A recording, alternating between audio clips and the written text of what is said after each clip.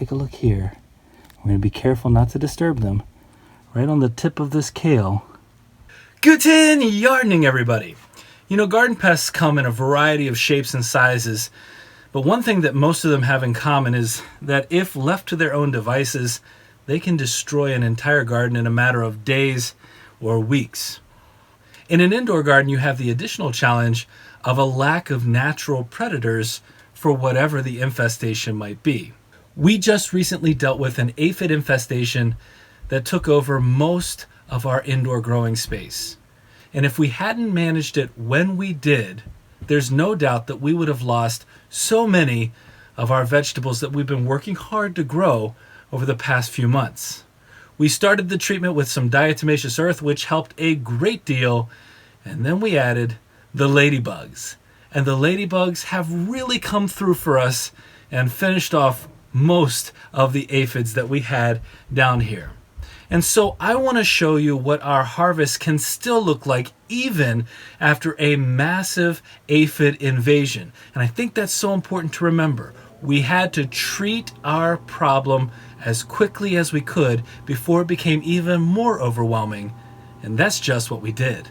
As we take a look at our Paris-Island-Cost lettuce, it looks practically perfect. I mean, it is cleaned off. There are no aphids anywhere to be found as we look all through this beautiful lettuce. So we're going to go ahead and harvest some of this right now. But the reason why it's so clean is because of all of these patrols of ladybugs. They're just moving back and forth looking for any little remaining aphid. And that's not the only thing that they're doing. We just discovered something really exciting all along the exterior of this raised bed. And it seems to be right in here. Now, can you tell what that is from a distance? It kind of just looks like a spot, but let's zoom in. And when we zoom in, what we're looking at are ladybug eggs. And we're not just seeing them in one spot. It seems like wherever these ladybugs could find just a little bit of space, they were laying out these eggs.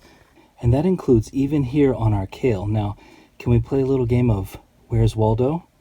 Let's see if you can find the ladybug eggs before I take you there. Do you see them? Take a look here. We're going to be careful not to disturb them. Right on the tip of this kale, we have more ladybug eggs. How amazing is that? Now, if that was a garden pest, we would be going out of our way to destroy those eggs. But here, they represent something that we weren't really expecting. Something we knew could happen, but we weren't 100% sure we would get. Which is, we're going to have more of these ladybugs. Ladybugs that have cleaned off our radicchio. Look at this radicchio. Part of it was the diatomaceous earth. That helped. These ladybugs came along and they did their due diligence. So I'm going to go ahead and I'm going to harvest some of this radicchio as well, in addition to our Paris Island lettuce. And then I'm going to show you a couple other areas we're still able to harvest from as a direct result of our aggressive attack against those very aggressive aphids.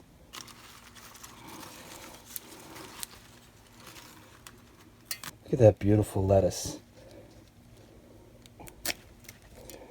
Now we still have a few aphids that I can see here and there, but we also have all those ladybugs that are still chomping down. And take a look at this. This is our radicchio, and we're already starting to see some of those beautiful red flecks, that burgundy, deep burgundy red that you would typically see with some of the more mature radicchio. Isn't that beautiful? This is going to be very tasty.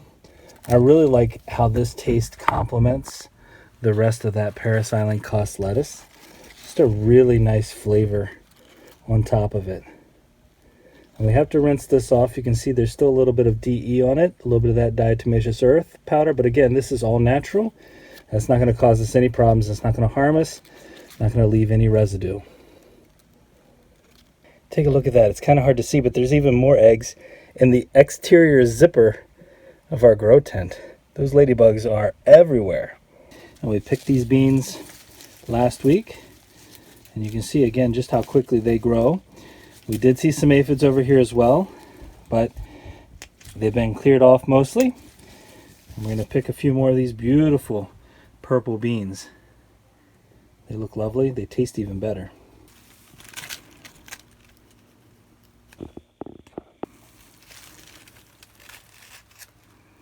I'd love to get your opinion on this, but I kind of think that whenever you've been through a challenging time in the garden, you know, your crops have survived some difficulty or you've solved a problem, that the harvest that comes after that is even sweeter. Just something special about solving a problem and then still seeing all of this delicious food waiting for you to harvest. Now what I've harvested so far with that lettuce and radicchio, that's perfect for a salad.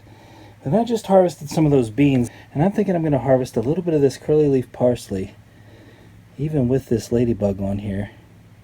And we're going to make a little stir fry. Alright, let's let this ladybug go. You really like this parsley, don't you? Alright, here we go. Ladybug is safe, and some of this delicious smelling parsley coming with us for the stir fry.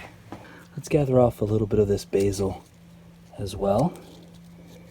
Some of these leaves. Oh, I really wish you could smell this. If you like the smell of fresh herbs, oh, there's nothing like that parsley and basil together. We've also got a whole bunch of these speckled peas, microgreens, growing in some soil in here. So I'm going to cut these off. I'm going to leave a little bit of space at the bottom. If you've watched any of our earlier microgreen videos, you know that these grow back really well. And since we planted them in this potting mix, they are going to just keep growing. And these are fantastic in stir fry. The one thing I will say, if you let them grow too big, they get a little tough. The stem itself gets a little tough up here. So you have to cook them a little bit longer. You have to stir fry them a little bit longer, or however you prepare them. So we don't let them get too big anymore. But yeah, just like this, I'm going to add this for sure to our stir fry. Now we have a bunch of other vegetables headed toward maturity, but I want to make something really clear. Just adding diatomaceous earth or adding these ladybugs isn't some cure-all, isn't some magic step. We have to monitor what's happening down here. We have to continue to watch the progress. We have to make sure that everything we're doing is leading towards that annihilation of those aphids. And it's a daily check-in. We don't just take for granted that they're going to all survive, all these ladybugs are going to survive, or that they're going to take care of everything. We have to make sure we're doing our job and monitoring as well. One thing's for sure, if we keep a close eye on everything that's going on in our indoor growing area, we are going to have way more vegetables coming out of here in the near future. So if you're sitting there wondering whether or not it's worthwhile to dedicate some space to growing indoors, especially given the challenge that some pests can bring to what it is that you're trying to grow, take a look at this harvest. And remember that we're in Zone 5, Wisconsin in the middle of February, and this is what we're literally bringing to the table. We hope you enjoyed this video, and if you did, don't forget to give us a like, leave us a comment, remember to share and subscribe, and most importantly, remember, when you're with us, you are good to grow.